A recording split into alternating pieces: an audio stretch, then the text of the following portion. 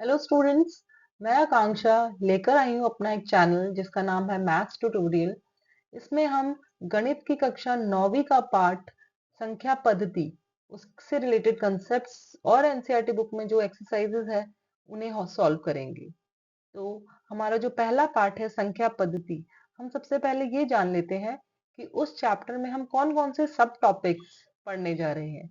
तो चलिए पहले सबसे पहले हम ये देख लेते हैं कौन कौन से सब टॉपिक्स हमें कवर करने हैं इस चैप्टर में। तो चलिए स्टूडेंट, सबसे पहले हम ये जान लेते हैं इस चैप्टर में हमें कौन कौन से सब टॉपिक्स कवर करने हैं। तो जो हमारा पहला टॉपिक है वो है संख्याओं के प्रकार। इस चैप्टर में सबसे पहले जो हम कवर करेंगे वो पढ़ेंगे हम संख्याओं के प्रकार की कौन कौन सी संख्याएं हैं जो इस चैप्टर में हमें आएंगी। अगला है दो परिमेय संख्याओं के बीच परिमेय और अपरिमेय संख्याएं ज्ञात करना, कि हमें दो परिमेय संख्याएं दी होंगी, हमें उनके बीच परिमेय और अपरिमेय संख्याएं निकालनी होंगी। थर्ड टॉपिक जो है वो है हमारा अपरिमेय संख्याओं का संख्या रेखा पर निरूपण। ये जो अपरिमेय संख्या होती है उसे हमें एक नंबर लाइन पर कैसे डेमोन्स्ट्रेट करना है, वो हमारा तीसरा सब टॉपिक होगा। उसके बाद जो हमारा नेक्स्ट सब टॉपिक है वो है संख्या को p बटा q के रूप में व्यक्त करना, कि कोई संख्या हमें दी हुई है, हमें उसे p बटे q के रूप में लिखना है। अगला सब टॉपिक है वास्तविक संख्याओं का संक्रिय, मीन्स जो वास्तविक संख्याएं होती है उनको एडिशन, सब्ट्रैक्शन, मल्टीप्लिकेशन, डिवीजन में कैसे सॉल्व करना है। और जो सबसे लास्ट हमारा टॉपिक होगा इसमें, सब टॉपिक जिसे कहते हैं, वो है हरों का परिमेयकरण। तो इस चैप्टर में हमें ये सारे सब टॉपिक्स कवर करने हैं। अभी आपको सुनने में थोड़ा सा अलग लग रहा होगा, ऐसे लग रहा होगा कि हम ये कौन कौन से टॉपिक्स है ये तो हमने समझे नहीं है। लेकिन जैसे जैसे हम चैप्टर में आगे पढ़ेंगे आपको ये सारी चीजें क्लियर होती जाएंगी, तो आपको ये सारे टॉपिक्स अच्छे से समझ आते जाएंगी। तो घबराइए मत कि कौन कौन सी बातें ये कह दी है, कौन कौन से सब टॉपिक्स इसमें बता दिए गए हैं। आप वीडियो में बने रहिए अंत तक, ताकि आपको ये सारे टॉपिक्स अच्छे से समझ आ सके। चलिए स्टूडेंट्स, अब हम अपने चैप्टर की ओर चलते हैं और अपना पहला सब टॉपिक कवर करते हैं। लेकिन उससे पहले बस मैं ये कहना चाहूंगी, ये मेरा चैनल है एक मैथ्स ट्यूटोरियल बाय आकांक्षा। अगर आपको इस वीडियो के थ्रू कुछ भी हेल्प मिलती है और आपको ये वीडियो पसंद आ रहा है और आप चाहते हैं कि मैं ऐसे वीडियोस बनाती रहूं और आपको उससे हेल्प मिलती रहे, तो इस चैनल को जरूर लाइक कीजिए, सब्सक्राइब कीजिए और अपने दोस्तों के साथ शेयर कीजिए। और अगर आपकी कोई क्वेरीज है या कोई सजेशन है तो वो आप कमेंट बॉक्स में छोड़ सकते हैं। चलिए अब हम अपना चैप्टर स्टार्ट करते हैं।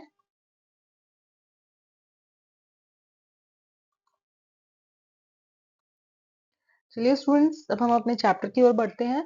और जैसा मैंने कहा था, हमारा पहला जो सब टॉपिक है वो है संख्याओं के प्रकार। तो इस चैप्टर में हम कौन कौन सी संख्याएं हैं जिनसे डील करेंगे, जो इस चैप्टर में आएंगी आगे, जिनके नाम हमें पता होने चाहिए, वो संख्याएं क्या है वो पता होनी चाहिए। हम पहले उनके बारे में थोड़ा जान लेते हैं। तो जो हमारी पहली संख्या है वो है प्राकृतिक संख्या। प्राकृतिक संख्या जिसको हम एन से डिनोट करते हैं, डिनोट मतलब दर्शाते हैं, ये इसका चिन्ह होता है, सिंबल। ये आगे आपको फर्दर बड़ी क्लासेस में यूज होता है, लेकिन स्टिल मैंने लिख दिया है ताकि आपको उसके बारे में थोड़ी नॉलेज हो। तो जो प्राकृतिक संख्या होती है उनका सिंबल होता है एन। एन मतलब नेचुरल नंबर। तो जितने भी हमारे सिंबल होते हैं वो मोस्टली इंग्लिश अल्फाबेट से लिए जाते हैं, इसलिए ये एन है। तो प्राकृतिक संख्या क्या होती है? प्राकृतिक संख्याएं वे संख्याएं हैं जो एक से शुरू होती है।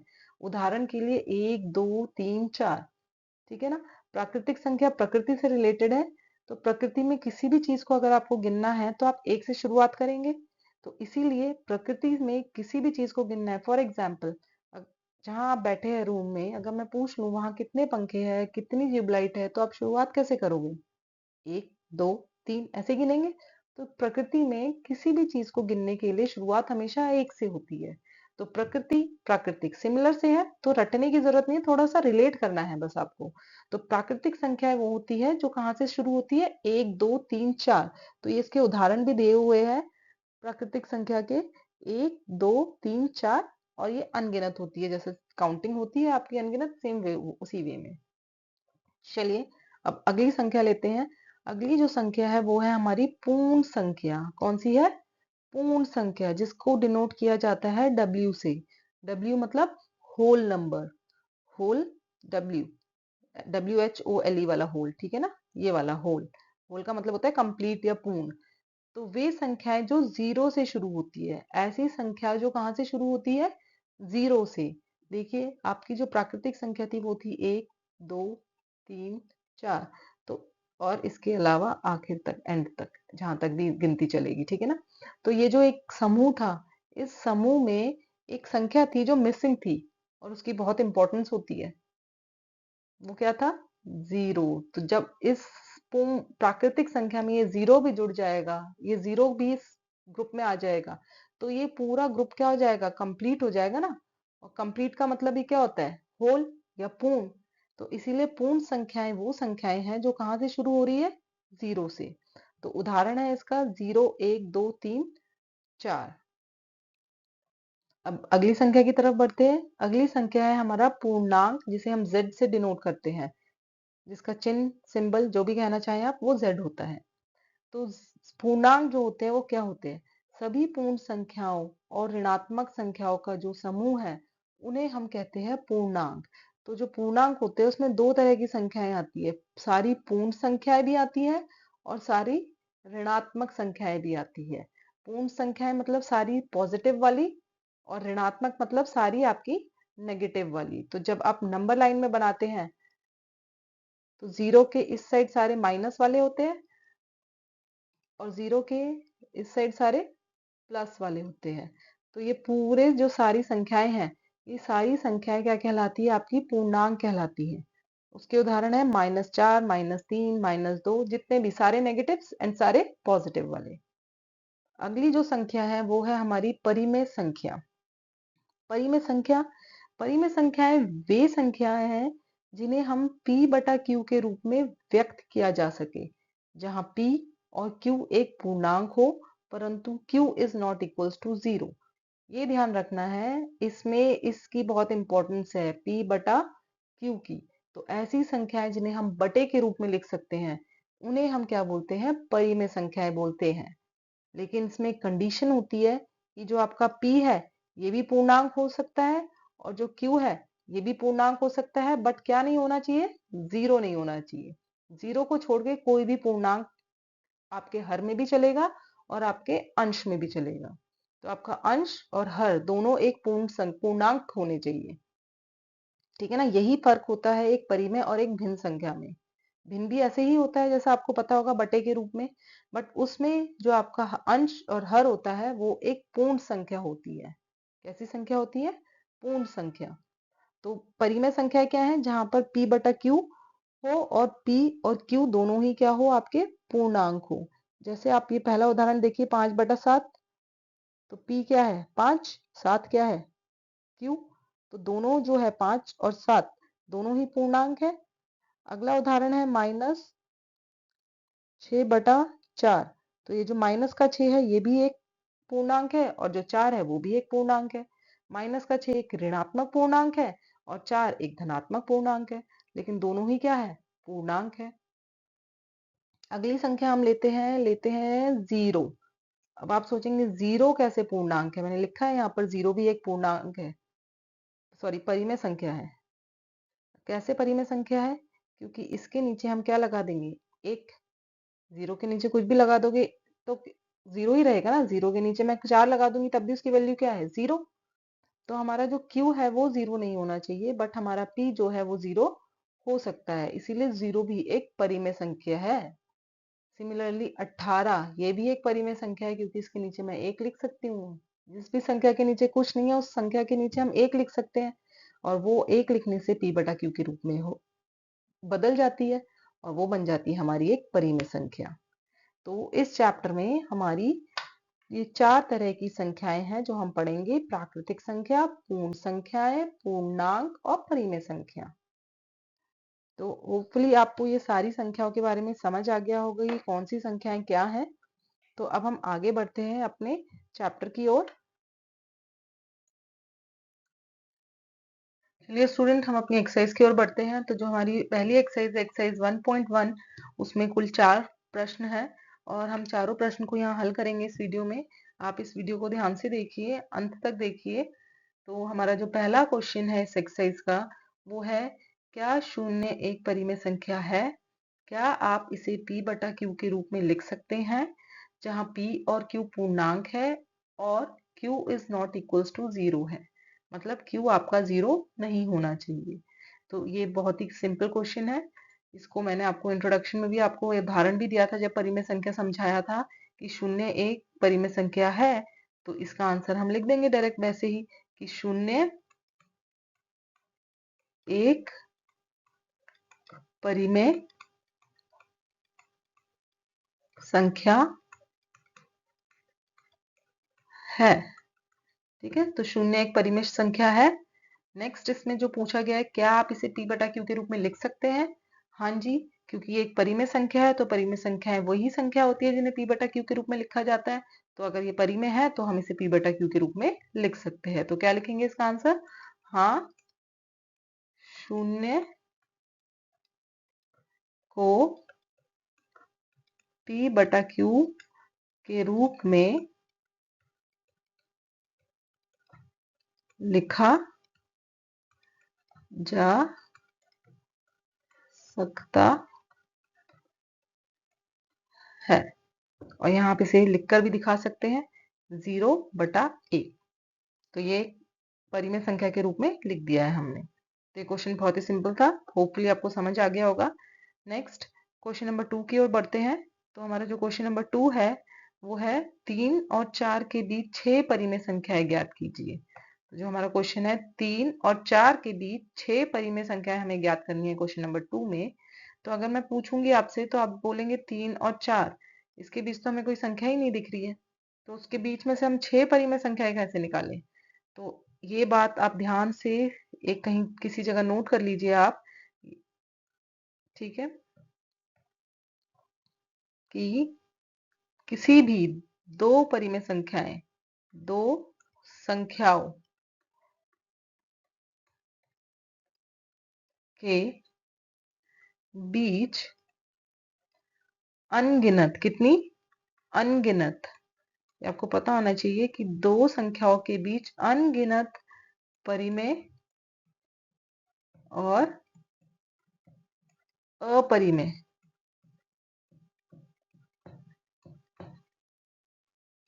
संख्याएं होती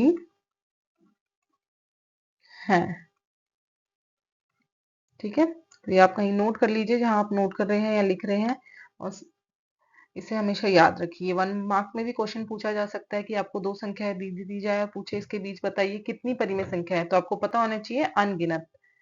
तो दो संख्याओं के बीच अनगिनत परिमेय संख्याएं होती है, तो उन अपरिमेय संख्याओं में से हमें सिर्फ 6 निकालनी है अनगिनत में से। तो इसे किस तरह से करते हैं, इसके क्या स्टेप्स है जो हमें फॉलो करने हैं? हमें क्या करना है, सबसे पहले जो हमारी संख्याएं हैं 3 और 4, इसे हमें अब परिमेय रूप में लिखना है। तो परिमेय रूप में कैसे लिखा जाएगा? ये 3/1। सिमिलरली जो हमारा अगला नंबर है उसे भी हम लिख देंगे 4/1। नेक्स्ट स्टेप जो है इसमें कि आपको 6 परिमेय संख्याएं डालनी है। कितनी डालनी है इसके बीच? 6 परिमेय संख्याएं। तो जितनी संख्याएं आपसे पूछी गई है आप उससे बढ़ाकर, बढ़ाकर मतलब 6 से बड़ा क्या हो गया? 7। तो 7, 8, 10, 15, 20, 25, 100 किसी भी संख्या से इसे आप क्या करिए? गुणा कर लीजिए दोनों संख्याओं को। ठीक है, तो जब आप इसे गुणा करेंगे अगली संख्या से, जैसे मैंने इसमें लिया है 7, आप कोई और भी ले सकते हैं लेकिन कैलकुलेशन बड़ी करने का कोई फायदा नहीं है। तो 6 का है तो आप 7 से गुणा कर दीजिए, आपका आंसर आ जाएगा इसमें भी। तो 7/7। तो अंश अंश से गुणा होता है और हर हर से गुणा होता है। 3 और 7 को गुणा किया आपका आया 21 बटे में 1 और 7 को गुणा किया आया 7। सिमिलरली जो दूसरा नंबर था उसे भी हमें सेम नंबर से करना है, मीन 7 से अंश को और 7 से ही हर को। तो जब 4 7 से गुणा होगा तो क्या आएगा? 28। और जब 1 7 से गुणा होगा तो क्या आएगा? 7।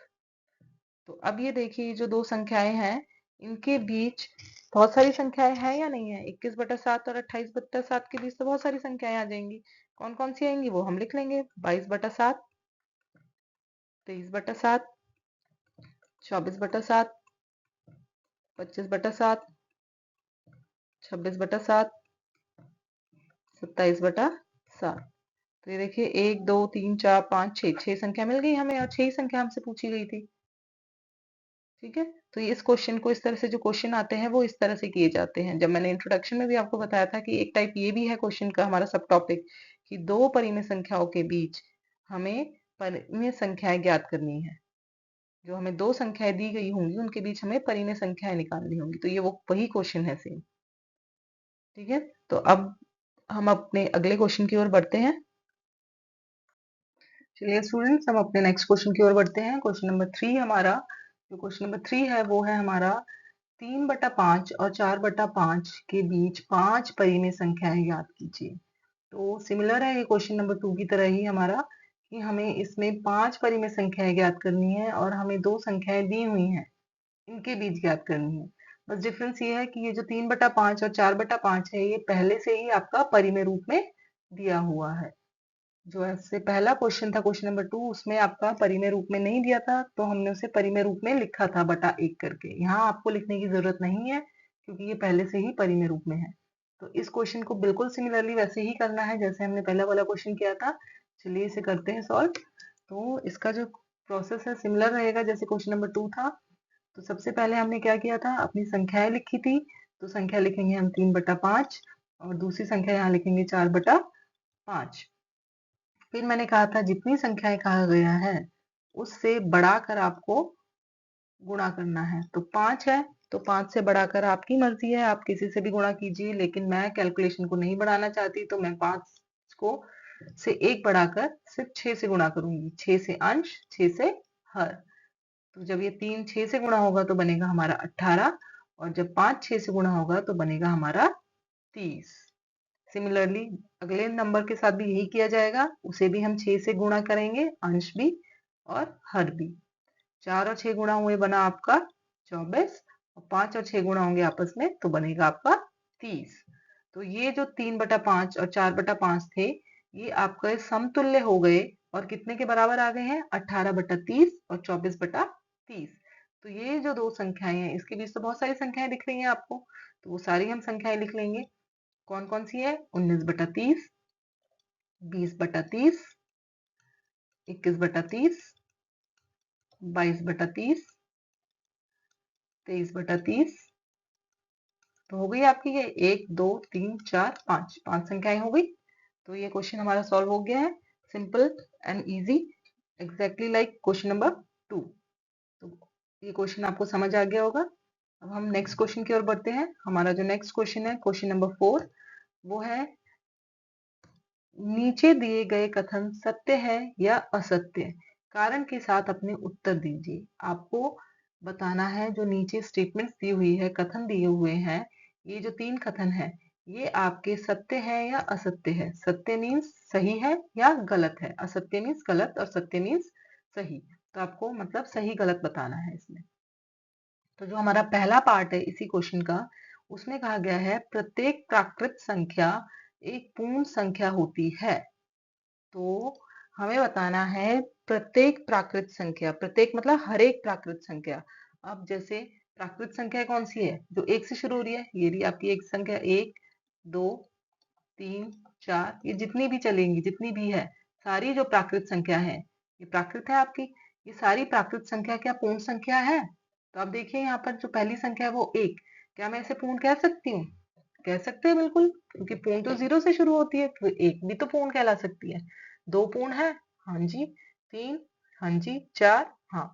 तो सारी की सारी प्राकृत संख्याओं को हम पूर्ण संख्या भी कह सकते हैं। तो ये वाला जो स्टेटमेंट है, ये बिल्कुल क्या है मेरा, सत्य है। क्या है, सत्य।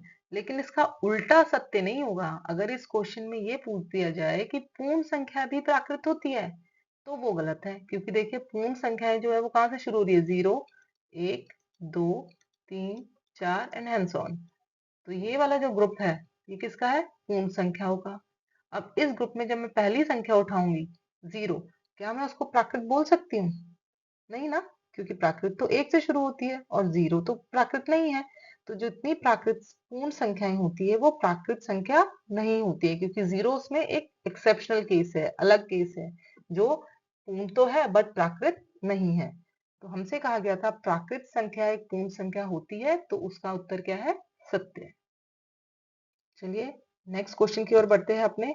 जो हमारा नेक्स्ट सॉरी नेक्स्ट पार्ट की तरफ बढ़ते हैं। नेक्स्ट पार्ट जो है वो हमारा है प्रत्येक पूर्णांक एक पूर्ण संख्या होती है। मीन्स प्रत्येक पूर्णांक आपकी पूर्ण संख्या है या नहीं, सत्य या असत्य। अब पहले पूर्णांक ले लेते हैं। पूर्णांक क्या होते हैं आपके? पूर्णांक जो होते हैं आपके सारे के सारे पॉजिटिव और नेगेटिव नंबर्स होते हैं। कौन से नंबर्स होते हैं? सारे पॉजिटिव और नेगेटिव नंबर्स। ये सारा जो ग्रुप है ये किसका होता है? पूर्णांक का। अब ये जो पॉजिटिव वाले हैं ये सारे पॉजिटिव तो पूर्ण हो सकते हैं, इनको हम पूर्ण बोल सकते हैं। सारे 0 1 2 3 4 जितने भी है सब पूर्ण भी है। लेकिन ये जो नेगेटिव वाले आपके हैं इनको हम पूर्ण बोल सकते हैं? नहीं ना। तो यहाँ जो स्टेटमेंट कहा गया है प्रत्येक, प्रत्येक मतलब सारे, तो इसमें ये वाले तो छूट गए ना नेगेटिव वाले आपके, तो इसलिए ये सत्य नहीं होगा। ये स्टेटमेंट कैसा है आपका? असत्य। क्या है? असत्य। और इसका रीजन क्या है? इसका रीजन है कि कोई भी नेगेटिव नंबर लिख लो आप, -3 लिख लेते हैं, चलो -3 जो है वो आपका पूर्णांक है। -3 पूर्णांक है परंतु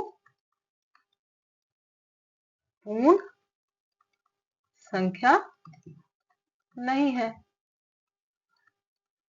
या आप ये भी लिख सकते हैं कि ऋणात्मक पूर्णांक पूर्ण संख्या नहीं होते हैं, है ना। ये भी लिख सकते हैं आप, ऋणात्मक पूर्णांक पूर्ण संख्या नहीं होते हैं।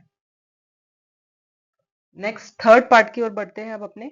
जो थर्ड पार्ट है हमारा, थर्ड पार्ट है प्रत्येक परिमेय संख्या एक पूर्ण संख्या होती है। अब इसमें भी हमसे कहा गया है प्रत्येक परिमेय संख्या, प्रत्येक मतलब हर एक। अब इसमें सबसे ऊपर ये जो एग्जाम्पल है इसी को देख लो आप। 3/5 दिख रहा है आपको? ये 3/5 एक परिमेय संख्या है? बिल्कुल है, क्योंकि बटे के रूप में है।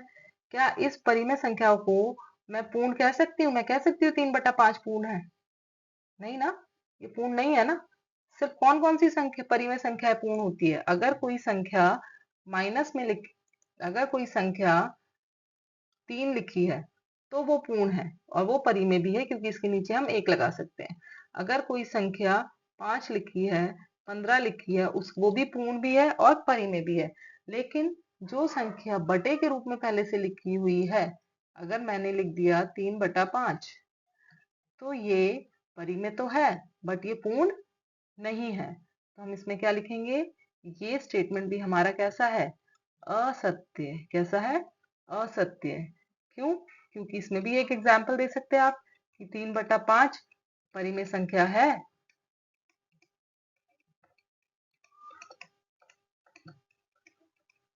परंतु पूर्ण संख्या नहीं है। एग्जाम्पल देके आप बता सकते हैं संख्या नहीं है, ये इसका रीजन हो जाएगा। तो इसी के साथ हमारी पूरी एक्सरसाइज जो है वो कंप्लीट हो गई है।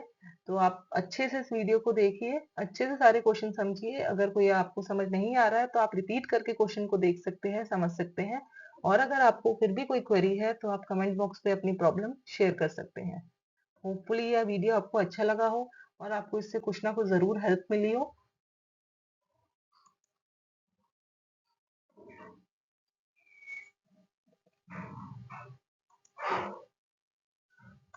तो स्टूडेंट्स, ये मेरा हमारा पहली जो एक्सरसाइज थी, इंट्रोडक्टरी वीडियो था जो चैप्टर का, और जो हमारी एक्सरसाइज 1.1 थी वो ओवर हो चुकी है। होपफुली आपको ये वीडियो पसंद आया हो, आपको इससे कोई ना कोई ज़रूर हेल्प मिली हो, और आप चाहते हैं कि मैं ऐसा वीडियो बनाती रहूँ फर्दर, आपको हेल्प मिलती रहे इसके थ्रू। तो आप प्लीज़ मेरे चैनल को लाइक कीजिए, सब्सक्राइब कीजिए और अपने फ्रेंड्स के साथ शेयर कीजिए। आगे की एक्सरसाइज के लिए आपको लिंक डिस्क्रिप्शन बॉक्स में मिल जाएगा। नेक्स्ट एक्सरसाइज का लिंक डिस्क्रिप्शन बॉक्स में है, आप वहां से अगली एक्सरसाइज देख सकते हैं। And thanks for watching my video. Thank you so much.